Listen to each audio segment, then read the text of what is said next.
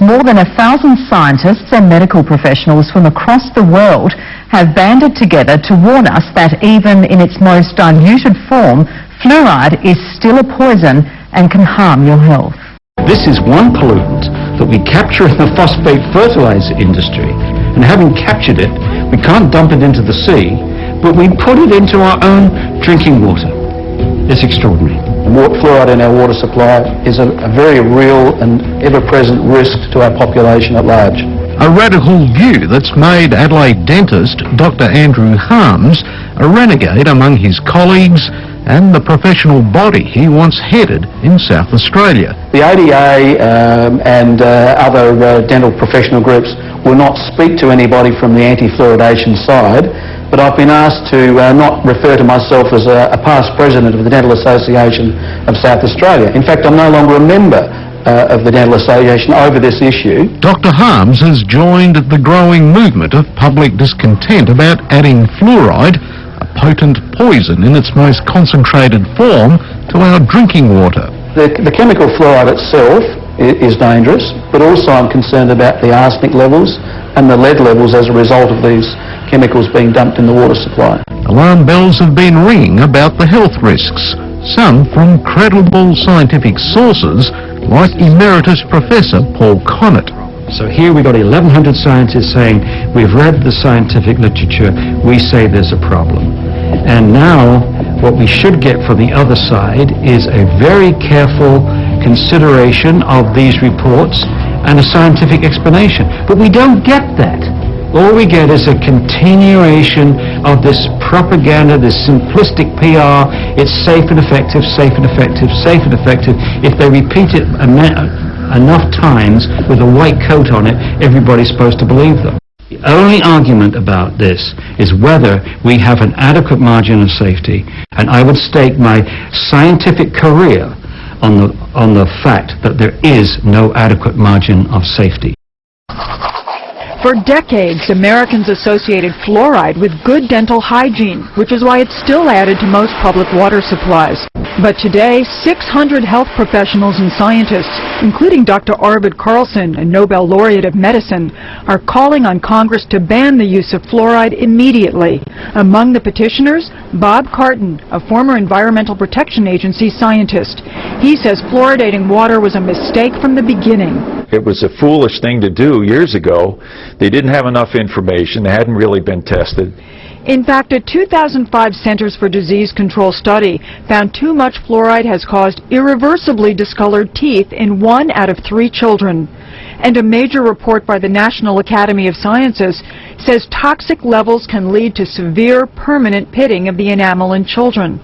Fluoride can also build up in the bones to cause pain, stiff joints, and skeletal abnormalities when they get older. It's a cumulative poison. It just gradually builds up and it gradually causes harm. In 2006, a report by the National Academy of Sciences identified fluoride as a potent hormone disruptor that can affect your thyroid and potentially lower the IQ of children. Currently, 66% of United States residents who rely on public water supplies are exposed to the most consumed drug in the nation, fluoride. Some recent studies suggest that overconsumption of fluoride can raise the risk of disorders affecting teeth, bones, the brain, and the thyroid glands. After 3 years of reviewing hundreds of studies, a National Research Council committee concluded that fluoride can subtly alter endocrine function, especially in the thyroid, the gland that produces hormones regulating growth and metabolism. Fluoride found in foods, beverages, medicines, and dental products can result in fluoride overconsumption. This is most visible in young children as dental fluorosis, white-spotted, yellow, brown, and/or pitted teeth. Epidemiological studies and tests on lab animals suggest that high fluoride exposure increases the risk of bone fracture, especially in vulnerable populations such as the elderly and diabetics. A scientist at a leading dental research institute in Boston, Dr. Phyllis Mullinex, exposed rats to fluoride to work out its effects on the human brain and the central nervous system.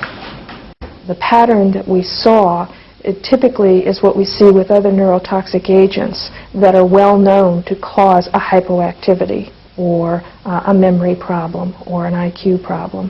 When I first presented the results of these studies, one of the individuals sitting and listening to the results, he says, "Do you have any idea what you're saying?"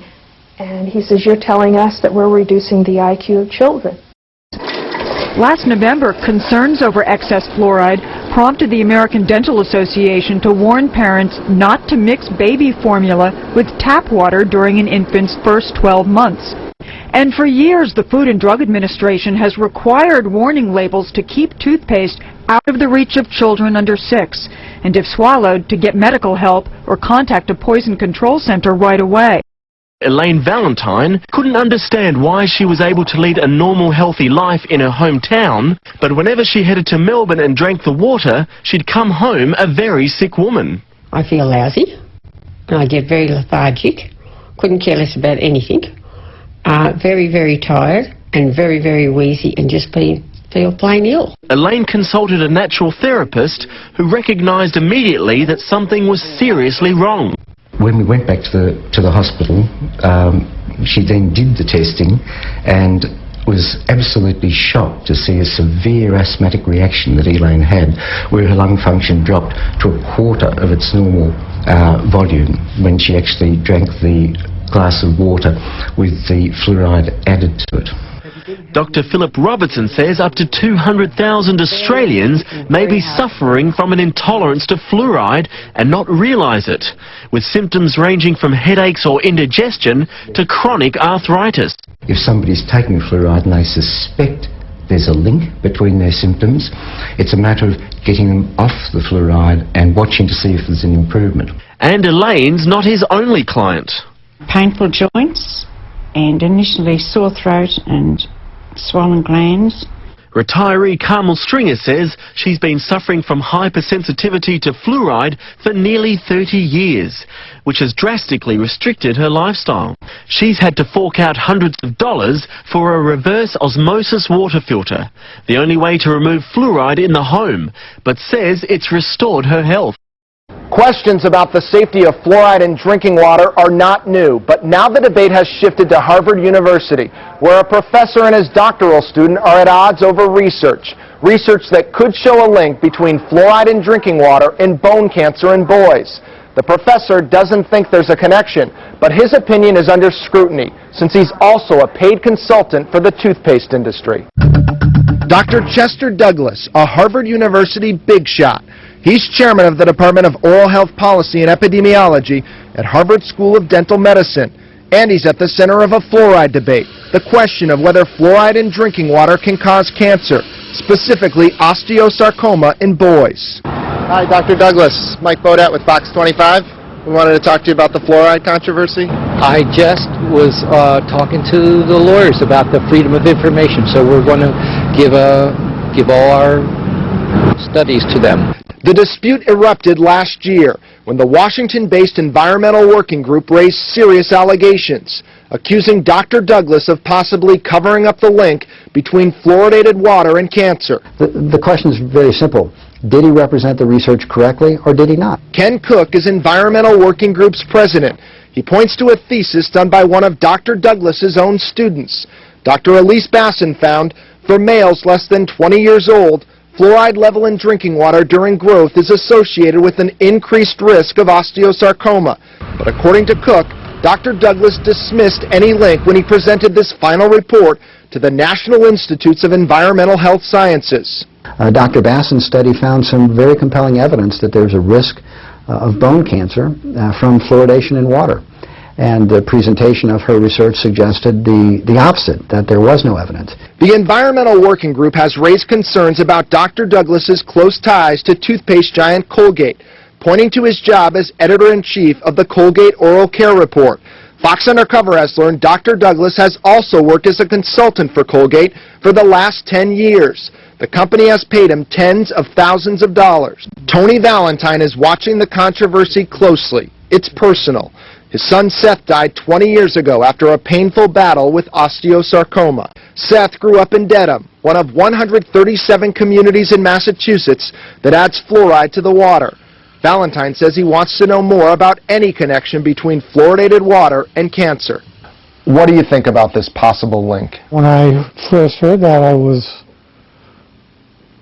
kind of shocked, because I knew that we used the Dedham water and I knew there was fluoride in it. Valentine says even the suggestion of a link is disturbing.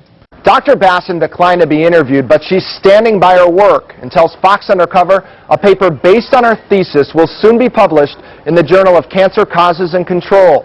A Harvard spokesman tells us its investigation is ongoing. This as the federal government continues its own investigation.